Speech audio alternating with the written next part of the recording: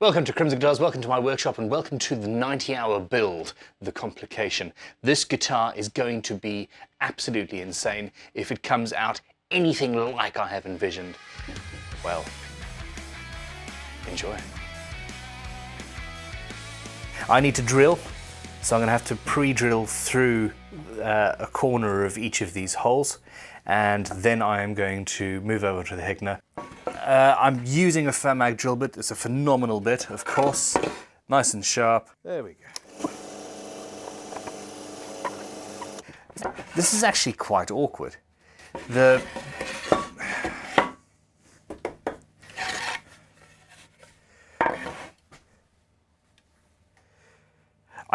didn't want to cut through on the Hegner the full thickness, which is why I've routed this out. But at this point now, I don't have a flat surface on which to work. So I'm falling off the edge. I can move the table around. Yeah, I'm going to loosen this a little bit more. And I'm going to flex the table around. Another option would be just to glue in a large section of wood that's slightly higher than the back and use that, but that's time consuming. Onwards ho!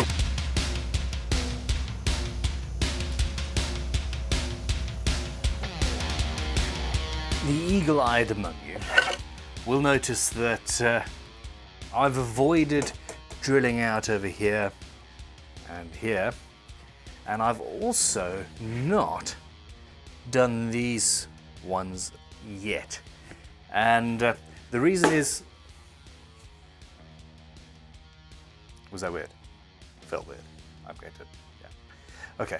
Anyway, the reason is that the edge is actually a little bit wider than I'd thought it would be. I'm changing the design as I go on, and there is a flexibility that I have. I like changing my mind. I like adapting with the circumstances, and instead of being a thin side with lots of pivots, I've made it much closer and neater. Now, I am still going to have, I have just decided, these cavities on the edges, but they're going to be carved in, so at the top of the guitar is going to be fairly thin, but it's going to edge its way in, which means that I can't actually cut the bulk of that out on the Hegner, because I'd be cutting away where I don't want to cut away. And basically I'm going to do some pre-drilling, but only cut half of those cavities, and we'll go from there. This here is the mothership of scroll saws, and if you have to work in a small workshop, Multicut SE. Yeah, if you have to work in a very, very small workshop, you can't afford the space for a little bandsaw or a bandsaw of any sort, this actually is a viable option. Extraction down there, sort of pointed at the bottom of the blade. Quick and easy blade changes, nice tension, quick release, etc. I'm going to talk quickly about setting the machine up. Now, we've got the extraction hooked up and going, that's all good.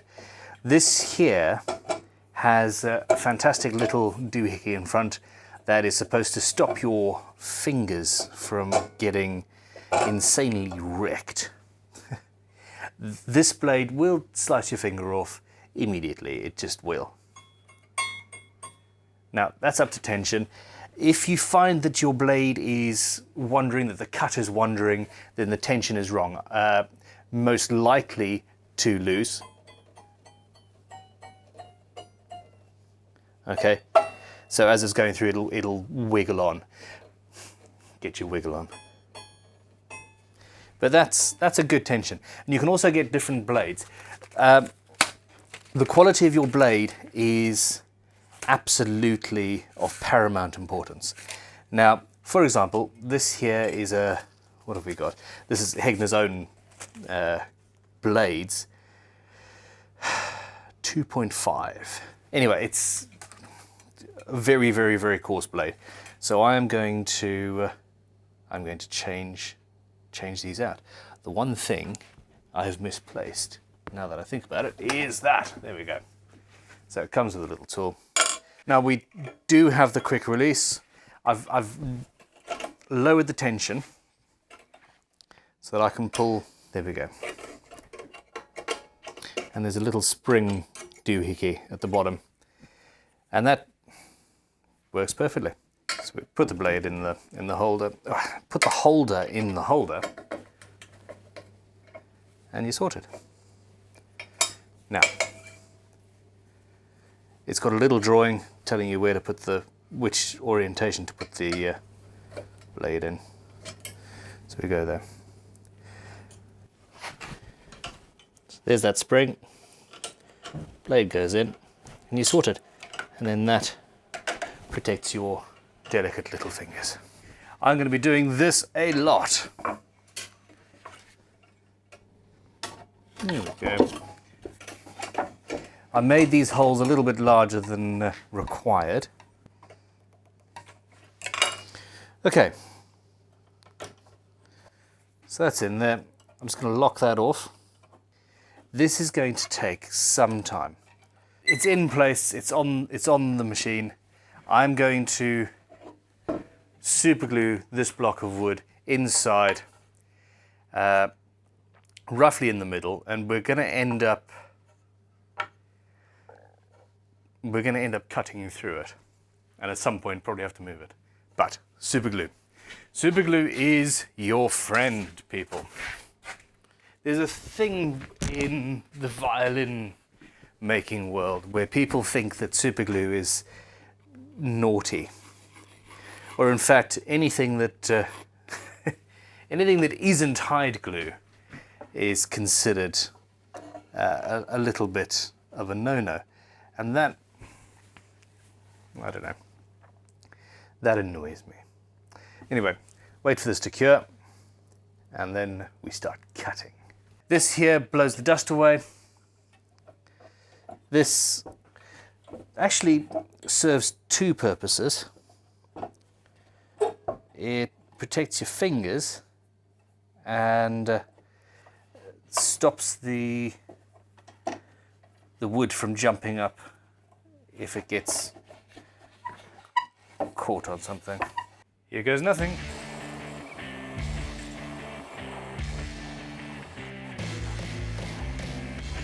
So the sides are parallel. It's absolutely perfect, and we're going through, well, I want to measure it now. 28, 29, 30 mil.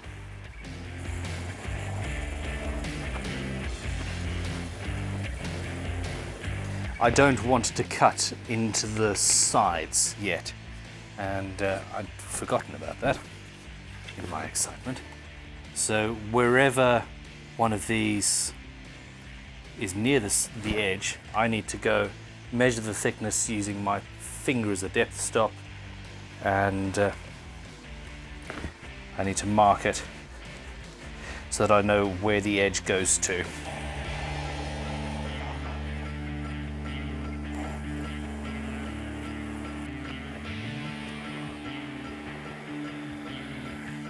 All right, okay.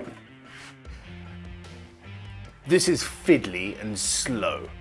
I am going to force a bit out larger holes in this thing, because actually getting the blade in, I run the risk of bending the blade. So yeah, I thought 6 mil was good enough. How about 20 or 25? I'm going to create the biggest hole I possibly can, given the design. So there.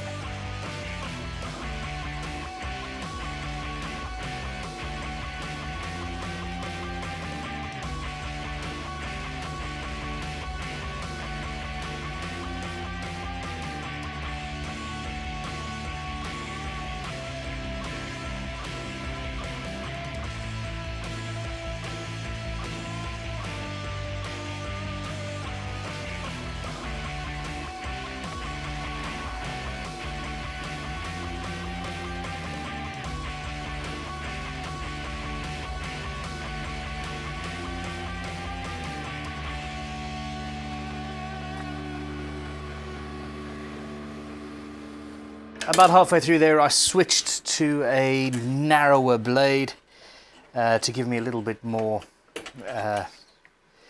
ability to cut finely. And this is an amazing tool, in all seriousness, because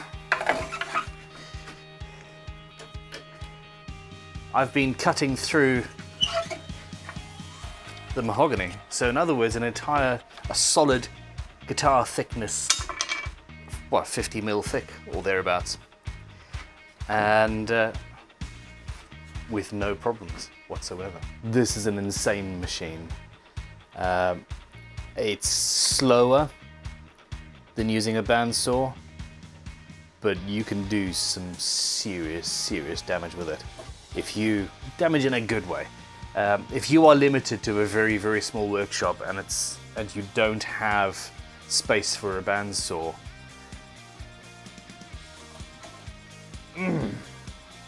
very cool. No, wait there, don't move. I am looking forward to this. Inner body. Oh no, wait, crikey. Give me a second, don't move. Hammer. So that was spot glued in place. Are you ready? Are you ready? I am.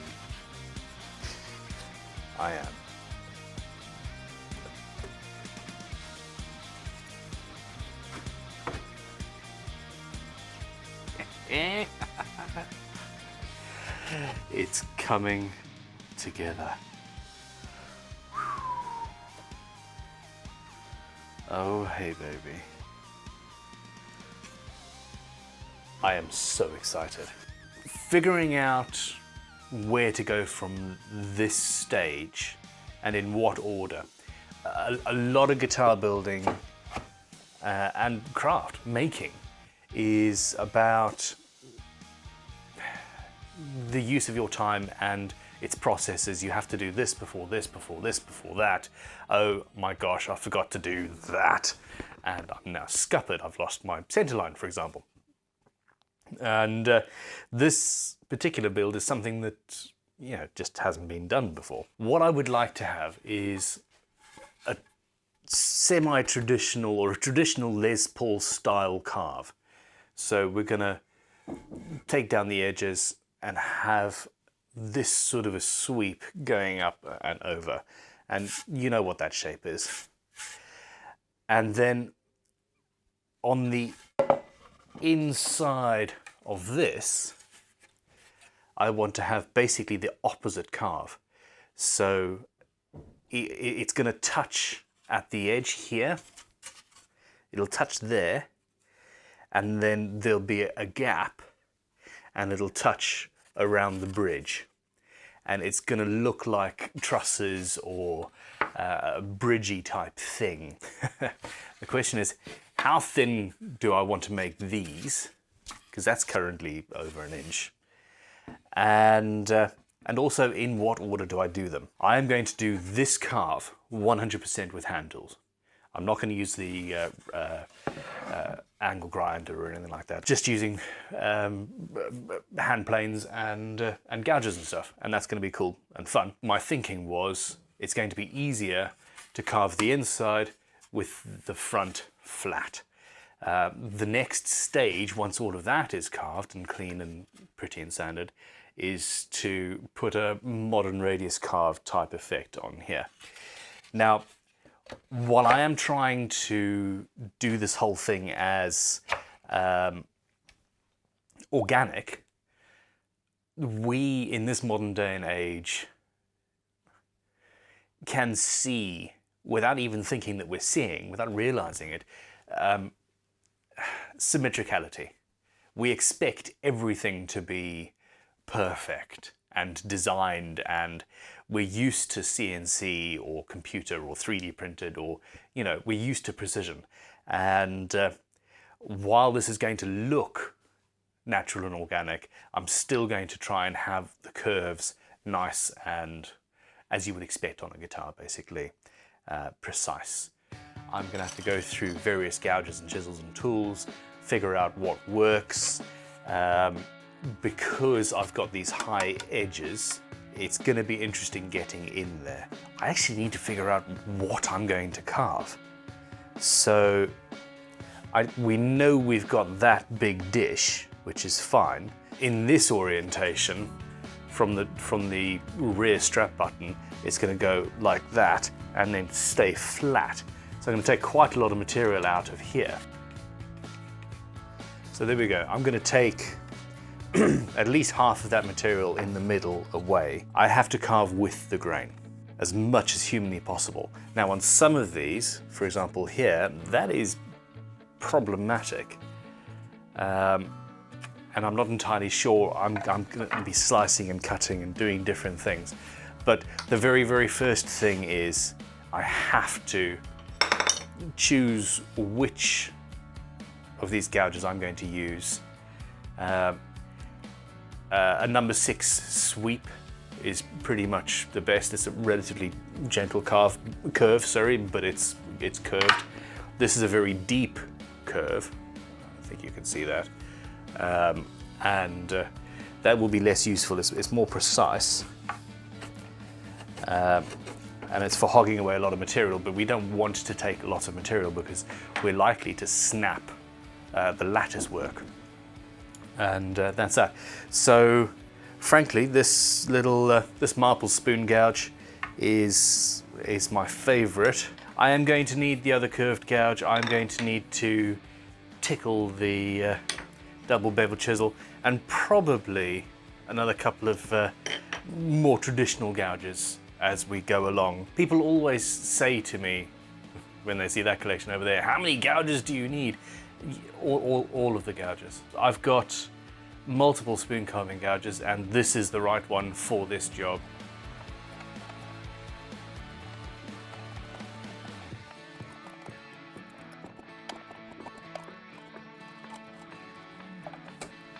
So there we go, you see I'm getting in here quite well. It would be undeniably easier with the grinder. This one just wouldn't do that. It just can't. It just can't. This will only cut in there. This is a different story. That'll, well, even further away. Let's get a traditional gouge. So this is an Ashley Isles. This will go from about here, which is all good. You can see this has got a much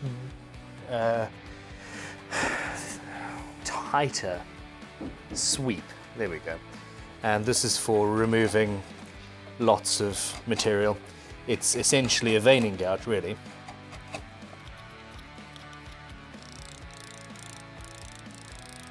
This is the scary bit.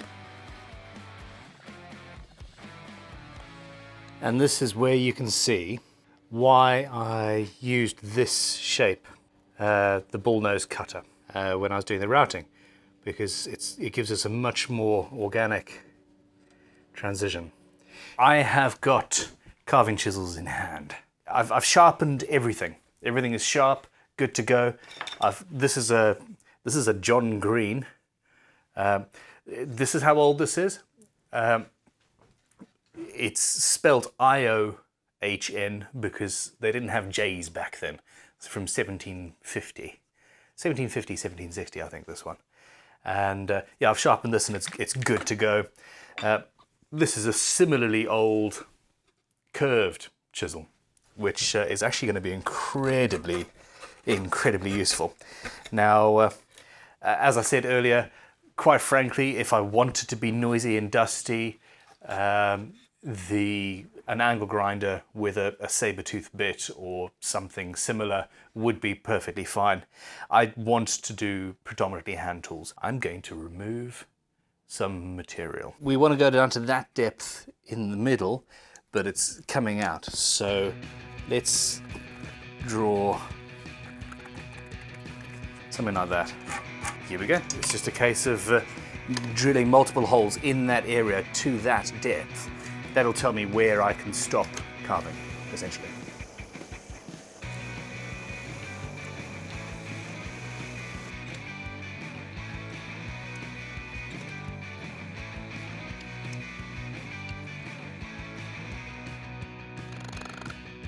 Relatively gentle, small cuts as I go, and we'll see how we end up.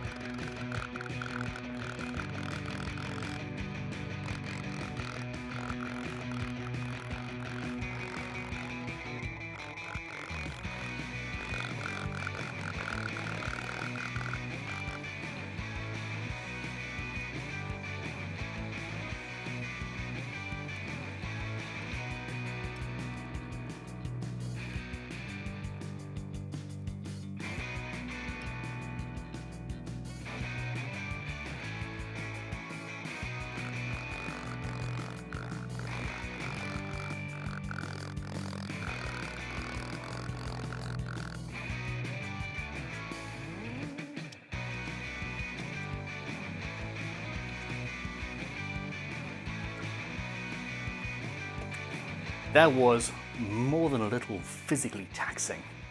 About an hour and a half of carving, and my hand is sore now, so that is the end.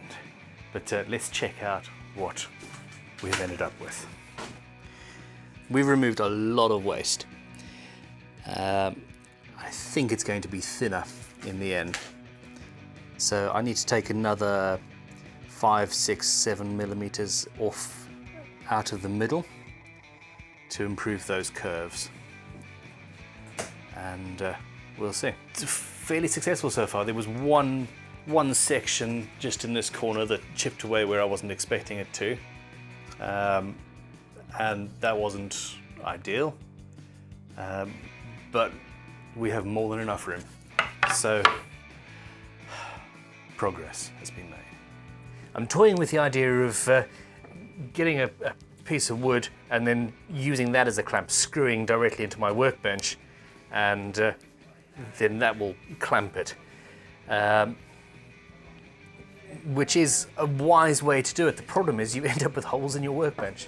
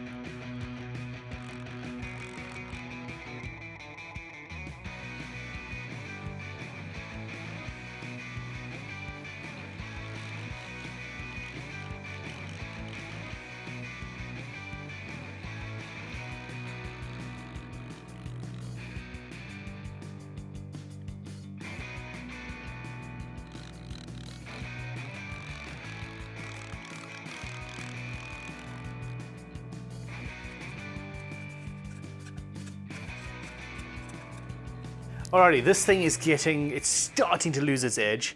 It doesn't need a full sharpen. If you get it at the right point, you can just hone. So chisels or plane blades, I will have a flat strop and hit it on the strop a couple of times, brings the edge back from the brink, and you've got sharpness for a while. You can do that 3 or 4 times before you have to. Do you know what? You can probably actually just keep it going forever. Now with a carving gouge though,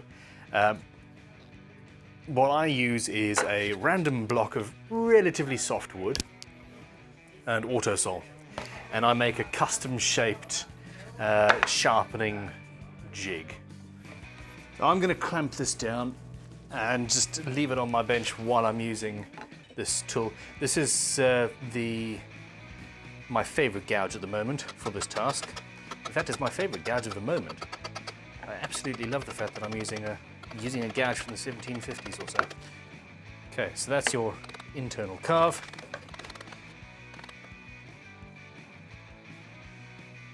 There we go.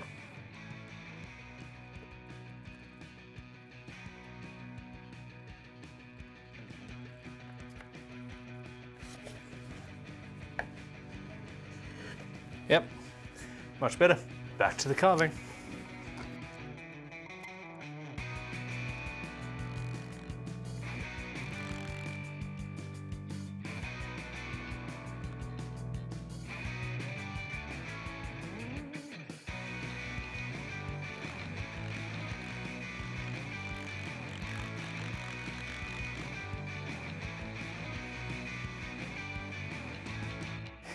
we can see how flexible this is starting to become. So some movement there. This piece here has got some movement as well.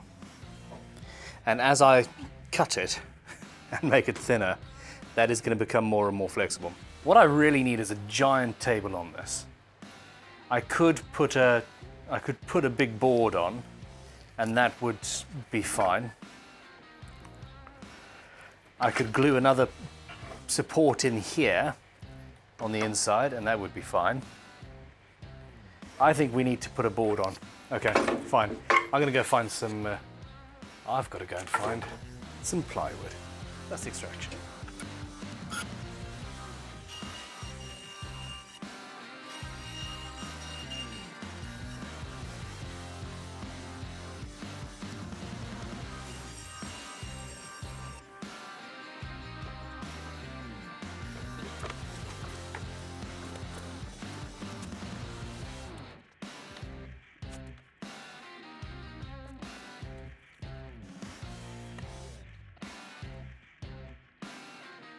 So the reason I've done that is I don't want to put any clamps over the edge because the guitar would hit it. I don't want to screw it into my scroll saw bed because that would be desecration of a perfect machine. But the masking tape super glue doesn't leave very much residue, if any at all, if you've done it properly. And yeah, works really well. So that is nice and stable.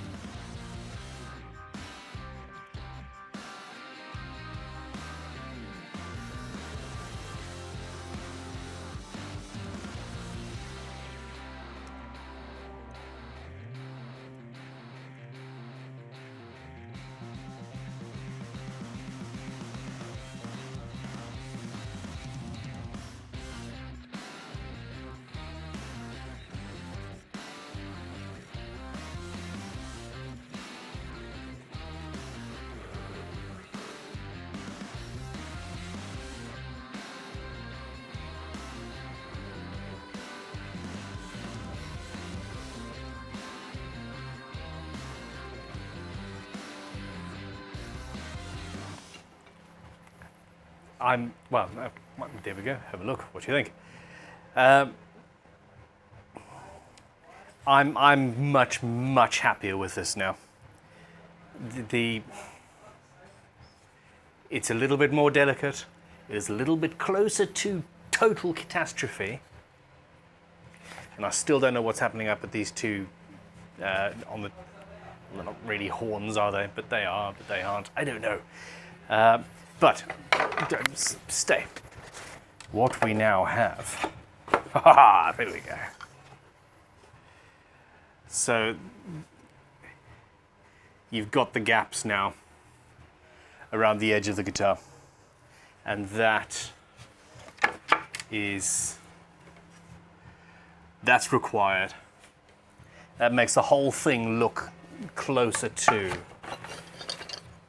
what I had in mind. I'm going to have to do more carving. It now looks much better. Yeah.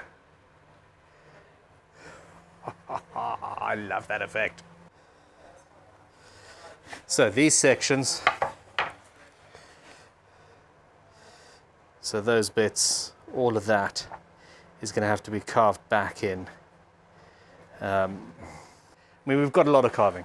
I really should be using a saber tooth and an angle grinder and machine tools to do this.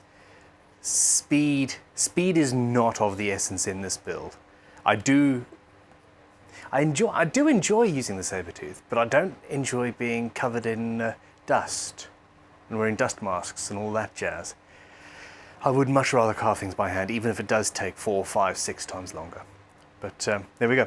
Thank you for watching. Thank you for being amazing supporters of everything we do. And, well, be back soon. Cheerio.